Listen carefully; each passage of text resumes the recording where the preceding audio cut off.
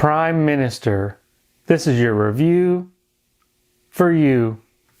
Good day, my name is Joe. Today I'll be going over Prime Minister and how it plays, well, solo. I have played this game at 2 and solo. This game is a 1 to 4 player game where you'll be taking the role as the Prime Minister or the opposition or some of the helpers that go along with those if you are doing like kind of a 2v2 game.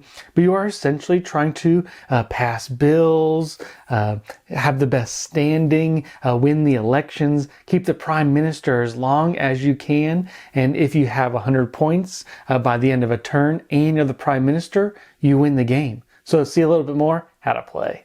So the game flow in Prime Minister is fairly straightforward. It plays the same whether you're playing multiplayer or solitaire. One person is going to be the opposition leader. One's going to be the Prime Minister. At the start of the turn, the Prime Minister will gain 4 victory points and the opposition will gain 2. So the longer you can keep the Prime Minister seat, the more you'll kind of rack up these victory points. Then you're going to grab your the cubes, so kind of your worker placement actions, depending on your standing. So you want to have the more standing than your opponent, so you can try to get more cubes. Most of the time you're going to be either 3 actions or 2 actions. Next, the opposition is going to go, and this is where kind of the meat of the game is. Do you want to campaign on certain of these, political ecosystems? Do you want to bump up the conservatives? Do you want to get in good with the Irish, the Scottish, the middle class, the farmers, the gentry, the workers? Do you want to kind of pander with them, all while trying to increase your popularity and win the next election? Next thing you can do is debate. You're going to have these 3 bills out there. If there's no bills out there, the Prime Minister draws 6, puts 3 out, and these are going to be the bills for the next 3 turns that are going to be passed. And you're going to try to debate those and bring those up. Flatter. You can flatter the Queen. Try to get the Queen's favor. She's not directly, involved in some of the voting. However, she can be a good tiebreaker for some of those things.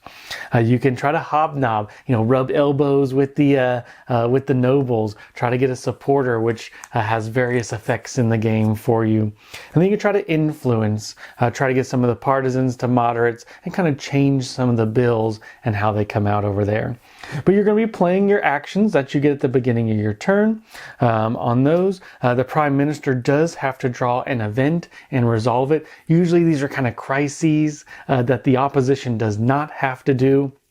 But, it will take you usually some cubes to resolve those events.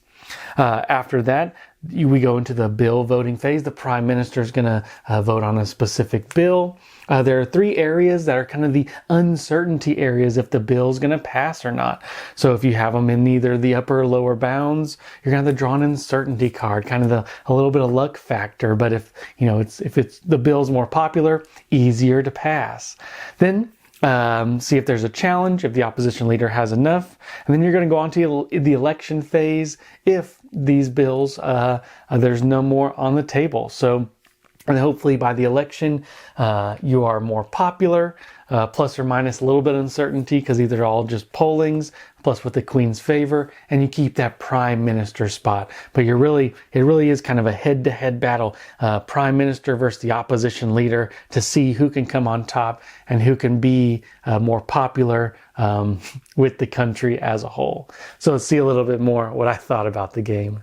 So the components in this game, I actually kind of think this game's kind of classy. I like the GMT's kind of style of the cards, of the art, of the board presence in general. I kind of wish portions of this were, they had little slots for the cubes, because if you do mess up some of the markers in the middle, it does kind of mess up your game. But that's pretty rare if you can have this set up.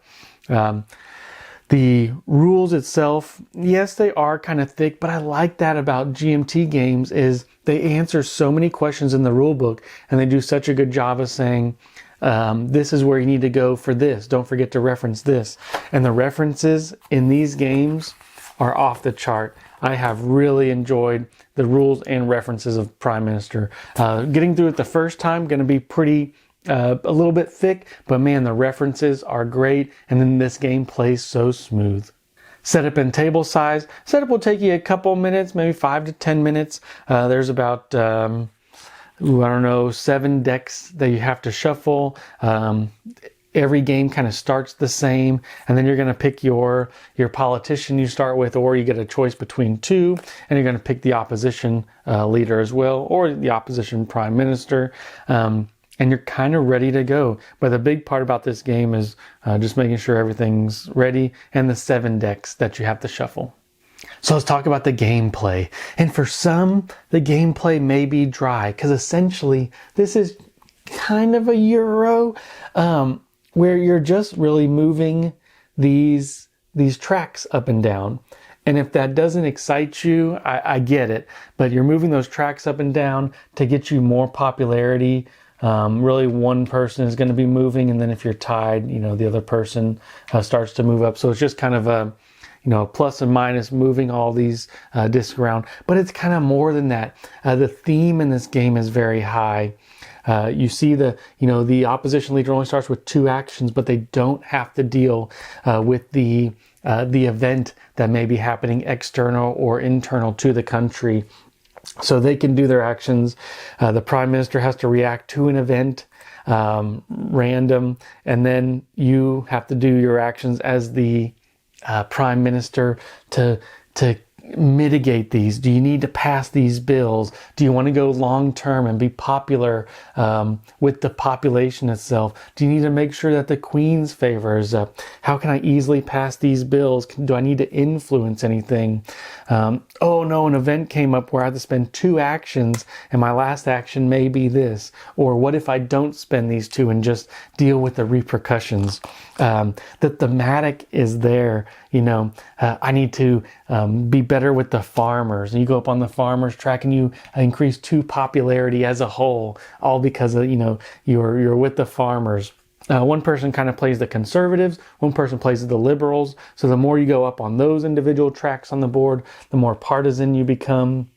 So on these bills, some of them may just be an A, which stands for all of the votes that you kind of have. Some may be a P or an M for the moderates or partisans. And that just kind of plays on to how you want to pass some of these bills.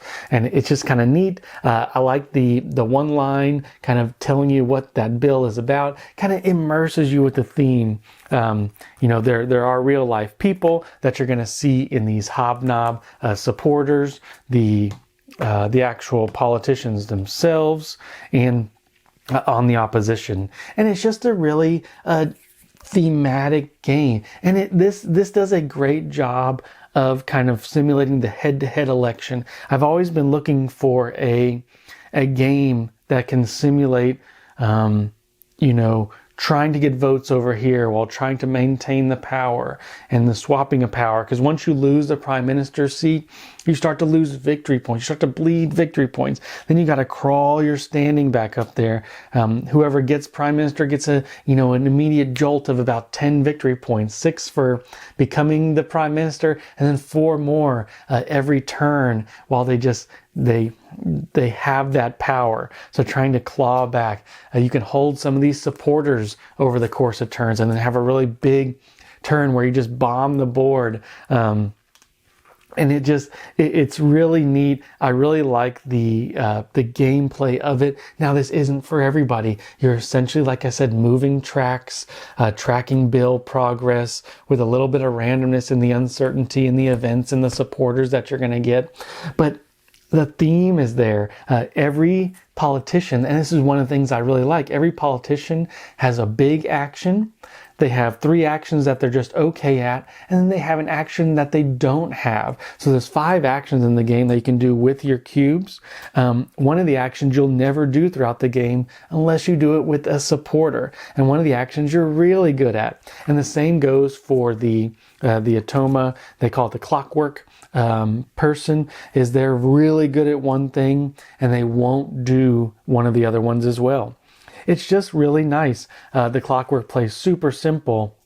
they have kind of an if-else statement. Do this, then this, then this, but it moves the game on quickly. What I really liked about this game is the setup really doesn't take much time. Say I'm about to lose a game, 90 to 70, I can have this game reset up in 4 minutes. Just move all the stuff back, get the new politicians, reshuffle the decks, and I'm ready to go. I have played this game 6 times and I have really enjoyed every single time. The first one was kind of learning. They have 2 kind of Clockwork versions, Clockwork 1, Clockwork 2. Clockwork 2 is the way to go once you start to get into it. Clockwork 1 is once you lose the Prime Minister's seat, the game's over. In number 2, you're battling all the way to 100 victory points. So much to this game. I really like the gameplay, but some people may find this a bit dry. So what do I think this game solo? And I really do like the solo of this game. Like I said, we did play with 2. 2 was nice, kind of back and forth. But my wife didn't quite get the interestingness of moving something up and down. Really just thought they were moving tracks up and down. With 4, I heard this game was pretty good, that you can use some of the, 2 people, kind of the backup, really slandering each other, a little bit more movement. But for a quick election type game, especially for one, I really enjoy this.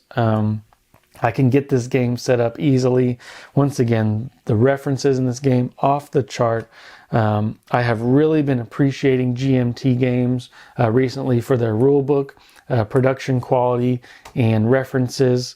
This game is just kind of neat. It's not for everybody. Like I said, can be very dry if you are not into the theme, not into kind of partially the Ameritrash, version of it. There's no dice in this game, but there is a lot of event decks, supporter decks, and a little bit of uncertainty as well. So I highly recommend this if you want kind of a politics, a head-to-head game. It's not not American politics, obviously.